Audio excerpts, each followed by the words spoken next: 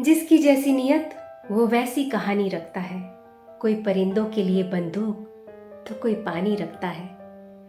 फरिश्ते आसमान में नहीं इसी जमीन पर रहते हैं और ऐसे ही फरिश्तों की कहानी है ट्रेन टू गोंडाविला, जो सुधा मूर्ति जी की किताब something happened on the way to heaven से ली गई है। कहानी की लेखिका इला गौतम बताती हैं कि पुणे के भीड़ भरे रेलवे स्टेशन पर वो अपनी 20 वर्षीय बेटी रिजू का इंतजार कर रही थी। रात के 8:30 बजे थे। आसपास बहुत शोर था।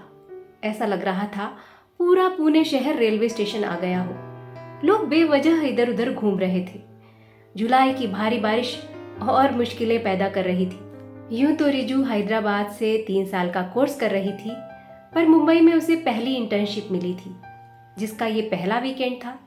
चूंकि पुणे मुंबई से चंद घंटों की दूरी पर है, इसीलिए वो घर आ रही थी। वो जिस ट्रेन का इंतजार कर रही थी उसका नाम डेक्कन क्वीन था, जो कभी लेट नहीं होती थी।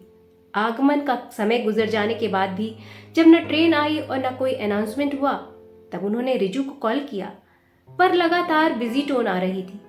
उन्होंने अपने पति शेखर से इंक्वायरी काउंटर पर जाकर ट्रेन का स्टेटस पता करने को कहा और कहा कि मैं यहीं एग्जिट पर वेट करती हूँ। शेखर के जाने के बाद भी वो लगातार रिजू को फोन मिलाती रही, मगर कोई सफलता नहीं मिली। तभी किसी अनजान नंबर से कॉल आई। कॉल रिसीव करते हुए उन्होंने एक कान पर फोन लगाया और दूसरे हाथ से दूसरे कान को बंद करके शोर से बचने का प्रयास किया। दूसरी तरफ रिजू की आवाज थी, माँ चार्ज करने का समय नहीं था, मेरा फोन डिस्चार्ज है, मैं अपने सह यात्री के फोन से कॉल कर रही हूँ। हमारी ट्रेन फुगेवाड़ी पर अटक गई है। पूरे ट्रैक पर पानी भरा हुआ है, ट्रेन आगे नहीं बढ़ सकती। हमें ट्रेन से उतरने को कहा गया है। मैं क्या करूं? मेरे साथ वाला परिवार किसी कैंप में जा रहा है, क्या मैं भी उनके साथ चली जाऊं? इला ने सोचा, कौन होंगे ये लोग? क्या उनकी बेटी उनके साथ सुरक्षित रहेगी? और जब उसके पास फोन ही नहीं है तो वो कैसे उससे कांटेक्ट करेंगी? ये सब सोचकर उन्होंने कहा, तुम ट्रेन पर ही रुको। वो बीच में ही बात काटते हुए बोली, ट्रेन खाली हो चुकी है, ट्रेन पर कोई नहीं है। तो ठीक है, तुम फुगेवाड़ी के बस स्टॉप चली जाओ, मैं वहां जल्दी से जल्दी पहुंचने की कोशिश करती हूँ। इतना कहते ही फोन कट गया। तभी शेखर आ गए। हीला ने सब कुछ बताया। वो अभी हाल ही में दिल्ली से पुणे शिफ्ट हुए थे। पुणे में नए होने के कारण उन्हें पता नहीं था फुगेवाड़ी कहाँ है। गीले भीड़ भरे फिसलन भरे रास्ते पर संभल कर भागते हुए वो किसी तरह कार तक पहुंचे। बारिश थमने का नाम नहीं ले रही थी। तेज वाइपर चलाने के बाद भी अंधियारी रात में सड़क मुश्किल से नजर आ रही थी। बड़े बड़े गड्ढों ने सड़कों की हालत खराब कर रखी थी। बेटी की चिंता में शेखर अपनी मारुति 800 को लगभग दौड़ा से रहे थे। तभी उन्होंने रास्ता पूछने के लिए गाड़ी रोकी।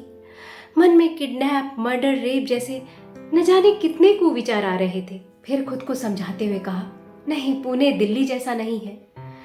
उन्हें गुस्सा आ रहा था। सफर पर जाने से पहले फोन भी नहीं चार्ज किया। फिर क्या फायदा मोबाइल रखने का? इमरजेंसी बताकर नहीं आती। आने दो, कस के डांट लगाऊंगी इस गैर जिम्मेदार लड़की को। और दिल ही दिल में ईश्वर से उसकी सुरक्षा की प्रार्थना भी कर रही थी। एक पुल क्रॉस करने के बाद उन्हें लगा कि वो कुछ गलत आ गए। शेखर से उन्होंने अपनी शंका जाहिर की। शेखर ने कहा, हाँ, मुझे भी लग रहा है हम गलत आ गए। तभी उन्हें 2 युवक दिखाई दिए। उन्होंने गाड़ी रोककर फिर से रास्ता पूछा। उनमें से एक ने कहा, अरे आप बिल्कुल गलत आ गए, गाड़ी यू टर्न कराइए, पुल के उस तरफ जाइए, मूला नदी के दूसरी तरफ बर्मन चौक है, वहां से गाड़ी राइट टर्न ले लीजिए। हे भगवान, पहले ही इतनी देर हो चुकी है। उन्होंने लड़कों को धन्यवाद दिया और गाड़ी मोड़ ली। उन्होंने घड़ी देखना बंद कर दिया। बर्मन चौक तक पहुंचना एक युग के समान लग रहा था। बर्मन चौक से गाड़ी राइट घुमाने के बाद उनकी गाड़ी की हेडलाइट एक बोर्ड पर पड़ी, जिस पर फुगेवाड़ी लिखा था। थोड़ी दूर पर एक धीमी रोशनी के नीचे उन्हें 4-5 लड़के खड़े दिखे। उन लड़कों के बीच में एक छाते के नीचे एक लड़की खड़ी थी। ये उनकी ही बेटी थी। उन्होंने तुरंत पहचान लिया, ये कौन लड़के हैं? पक्का मेरी बेटी को परेशान कर रहे हैं, उसे छेड़ रहे हैं। उन्हें सड़क के दूसरी तरफ झोपड़पट्टी दिखाई दे रही थी। ये लड़के वहीं से आए होंगे। दिमाग में हजारों सवाल कौन गए। ब्रेक की आवाज के साथ उन्होंने उसी जगह पर गाड़ी रोकी ये सोचकर कि उन्हें देखकर वो लड़के भाग जाएंगे, पर वो लड़के नहीं भागे। उन्हें तब बड़ा झटका लगा जब उन्हें देखकर रिजू घूमी। उनमें से एक लड़के को उसने छाता पकड़ाया। वो मुस्कुराई और उनसे कुछ कहने लगी। उन्होंने झट कार का दरवाजा खोला। हे भगवान, इस लड़की को क्या हो गया है? ये इनसे ऐसे क्यों बातें कर रही है? इन्हें क्यों बढ़ावा दे रही है?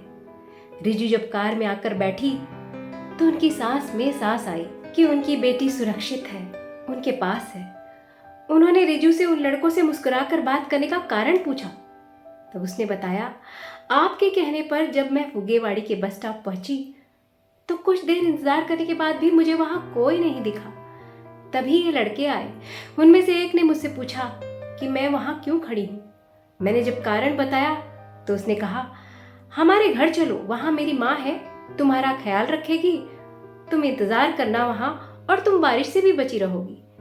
मैंने मना कर दिया, ये कहकर कि मेरे माँ बाप को कैसे पता चलेगा कि मैं वहां हूं।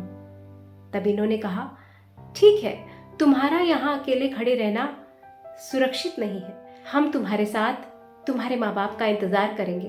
और इसीलिए आपके आने तक वो यहीं खड़े रहे। ये सब सुनकर उन्हें अपनी सोच पर शर्मिंदगी महसूस हुई।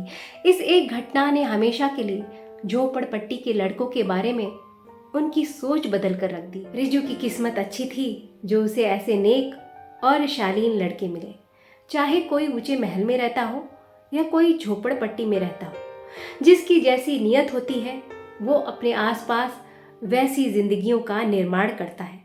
फरिश्ते आसमान में नहीं, इसी जमीन पर रहते हैं। तो ये कहानी अच्छी लगी हो तो वीडियो को लाइक करिएगा, शेयर करिएगा और चैनल को सब्सक्राइब जरूर करिएगा।